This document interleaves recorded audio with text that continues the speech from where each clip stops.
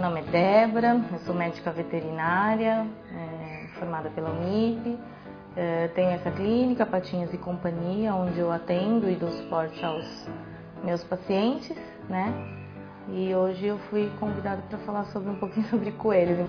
Meu nome é Fabiana, eu sou do MOP, que é um grupo de proteção animal aqui da Zona Norte, e a gente tem a missão de educar, principalmente crianças, mas por conta disso a gente acaba recolhendo muitos animais abandonados, como ela, por exemplo, que eu acabei adotando, a Glória, e que acabou ficando comigo. E o problema de abandono é exatamente esse, assim, as pessoas, aqui na Zona Norte, como é perto da Serra da Cantareira, as pessoas acham que abandonando o bicho vai se virar. Só que são bichos criados, geralmente desde pequeno em cativeiro, com a gente, com a nossa companhia, eles não estão acostumados a procurar comida e estão acostumados a ser alimentados, então é óbvio que eles vão ter problemas e vão causar problemas. Teve um momento em que o coelho foi visto como pet, né? Assim como os cachorros e os gatos, né? Então eles passaram a se aproximar um pouquinho do ser humano nessa parte de pet. Tem muita gente que cria e gosta, né, do coelho, do hábito, do bicho em si. Só que o que a gente vê hoje é o que a gente estava conversando, que é o conceito de que na Páscoa, né, a criança, ao invés de não quero ovo, quero um bichinho, quero um coelhinho, né? Os pais querem agradar os filhos, ou os sobrinhos, os enteados, os netos, e acabam comprando coelhos.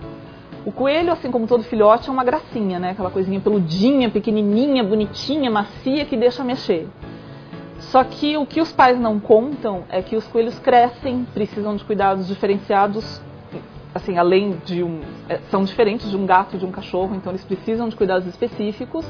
Eles podem roer os móveis em casa, eles dão trabalho, assim como qualquer pet, e aí os pais acabam desistindo e as crianças acabam perdendo o interesse depois que o coelho cresce, e eles acabam indo para a rua.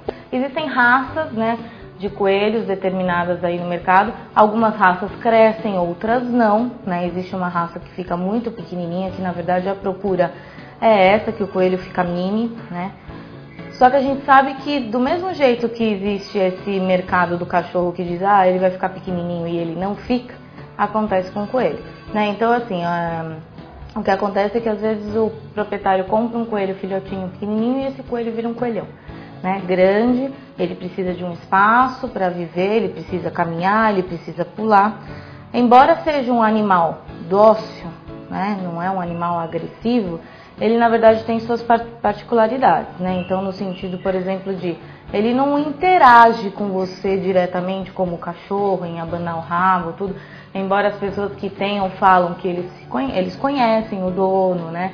Até responde ao tratamento, tudo. Mas eu acredito que seja uma forma diferente do que as pessoas pensam, né? Precisa do mesmo cuidado que o cachorro e o gato, né? Então, se você vai criar um coelho, você precisa levar ele periodicamente no veterinário para qualquer tipo de problema. Você precisa se informar do que aquele animal come, né? De como que ele vive, para que você não traga problemas para ele, né? Um dos maiores problemas que a gente vê, assim, na criação do coelho é a parte de alimentação, né? Antigamente a gente alimentava os coelhos com a parte de verde, volumosos, que até eles precisam realmente, faz parte da dieta. Hoje já existe ração balanceada no mercado, né? Então, assim, na verdade a base alimentar desse coelho vai ser a ração e a água, né? Então, a partir do momento que você oferece ração, esse coelho vai comer mesmo. E ele, na verdade, assim, eu acho que ele precisa de um ambiente saudável como qualquer animal. Então, né, um jardim onde ele possa andar, onde ele possa deitar, tomar sol, tudo isso, né, para que ele tenha uma vida natural como qualquer outro animal. Não adianta você prender, por exemplo, um coelho que pesa, sei lá, 5 quilos dentro de uma gaiola por comida e água, né? Eu acho que não é esse o objetivo nosso. Coelhos ficam velhos também, né? E eles vão trazer doenças compatíveis com a idade dele, então de idoso, tudo mais, né? Vão requerer alguns cuidados especiais na idade, como qualquer outro animal, né? E assim, eu acho que o principal mesmo que a gente percebe das patologias são relacionadas à digestão, porque às vezes a pessoa acha, o coelho come de tudo, ou come só cenoura, né, como a gente vê nos desenhos, ou come um determinado capim, mais nada. Não, ele precisa de uma dieta rica e balanceada, à base de proteína também, e à base de uma determinada quantidade de fibra, né, porque o coelho tem uma digestão diferenciada dos cachorros, dos gatos, que é uma parte que eles têm, que a gente chama de seco, que é uma parte que tem no intestino, que faz a fermentação dessa parte vegetal, né? Então o coelho também é considerado um herbívoro aí, por isso que a gente fala que ele precisa da matéria vegetal, tá? O que é interessante, eu não sei se as pessoas, eu acho que a maioria não sabe e às vezes pode se assustar, é que mais na parte da noite, o coelho ele tem uma determinada fase da digestão que ele ingere as próprias fezes, né?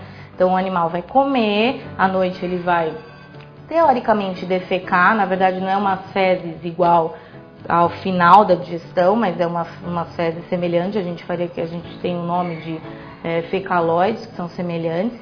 Então ele precisa ingerir essas fezes para poder adquirir bactérias e ajudar nessa fermentação que ele vai fazer nessa próxima digestão. Então ele vai comer essas fezes, ingerir, e essas fezes vão lá para o seco, onde vai sofrer fermentação e tudo mais, e aí depois ele vai defecar, né? Então às vezes esse tipo de hábito pode assustar as pessoas, falar, ai meu Deus, pelo amor de Deus, traz pra gente, fala, o coelho está comendo cocô, e isso faz parte, né, da natureza dele. Na verdade, na natureza, o coelho nada mais é do que uma presa. Então, qualquer coisa que se aproxime dele, que o ameace, ele vai reagir, né? Lógico que ele não vai bater em alguém, num cachorro e tal, mas ele pode morder sim, né? Ele pode se defender, né? E isso pode ser uma surpresa. Então, às vezes, a criança, alguém que chegue perto de uma forma mais rude, ele pode se assustar. É um animal que tem, na verdade, aquele lado, né, na cabecinha dele, né, nos ancestrais dele, de que ele é uma presa, que ele tem que fugir. Então você vê que geralmente ele está sempre no cantinho, né, ele nunca está explorando nada. E as pessoas abandonam muito coelho aqui na serra, achando que, assim, por ser um animal silvestre, ele vai acabar se virando. E não, ele não vai acabar se virando porque ele nasceu em cativeiro. Então, é como eu falei, é a mesma coisa que você abandonar uma criança que acabou de aprender a andar. Ela vai, se ela tiver muita sorte, ela consegue arrumar comida, ela consegue arrumar companhia, proteção, mas isso dificilmente acontece, a gente sabe. Então a quantidade de gatos e cachorros abandonados em São Paulo é grande, e perto da Páscoa a quantidade de coelhos também. A gente já tem muita informação a respeito disso, desses modismos. Uma época em que o dálmata era modismo foi exatamente durante o filme 101 Dálmatas, que todo mundo via aqueles 100 filhotinhos pequenininhos, bonitinhos, divertidos, acabavam comprando. E os criadores sérios geralmente informam o comprador qual é a personalidade de um cachorro dálmata ou um beagle, ou seja lá que cachorro você quiser comprar. Só que não foi isso que aconteceu. O dálmata é um cachorro super ativo, então quando as crianças pediam um dálmata e os pais compravam, depois eles descobriam que o dálmata crescia e muito, que é um cachorro grande, e é um cachorro ativo, então ele precisa de muito exercício. Aí depois que perde aquele encanto de filhotinho, ele fala, ai, não quero mais. E às vezes pedem até para a própria criança abandonar. Outro problema do coelho que as pessoas não pensam é que quando eles querem comprar um coelho, acabam muitas vezes comprando uma duplinha, né? Um macho e uma fêmea. E coelho se reproduz loucamente. Então a pessoa que quis comprar só uma duplinha, depois de algum tempo vai ter uma dezeninha para cuidar, o que vai ser muito mais complicado. Mais um motivo para eles pararem na rua também. Se for dar um presente, consulta a primeira pessoa, vê se ela tem condições de criar, vê se ela tem interesse em criar, se ela não vai abandonar futuramente, e aí você dá um ser vivo para ela, com total consentimento dela. Se não, compra um bichinho de pelúcia. Assim, nenhum ser vivo desses merece ser abandonado. Ela, quando eu encontrei, estava paralisada na rua, de tanto medo. Na verdade, assim, não é muito difícil você criar um coelho, né? Você tendo um espaço, eu acho que o mais importante é você comprou, realmente eu quero, pegar esse animal, levar no veterinário e falar, você me ensina a cuidar dele. Ele vai te passar todas as condições e necessidades que esse animal tem e você cria ele normalmente como um outro animal, né? Existe um cheiro próprio desse animal, né? Esse animal tem um cheiro particular, né? Então, assim, se você trancar ele numa gaiola, esse cheiro vai ser muito pior, porque a urina cheira, né? As fezes cheiram, tudo isso. Então, ele não tem espaço também para que ele possa se ocupar, né? E tudo mais. Então, eu acho que, assim, esse cheiro, esse odor que o coelho exala, muitas vezes incomoda as pessoas quando a gente pensa, por exemplo, em alguém que comprou um coelho com um apartamento fechado, né? A partir do momento que você compra um animal, adquire esse animal, você tem que saber quais são os hábitos dele. E proporcionar uma vida saudável para esse animal, é o mais importante.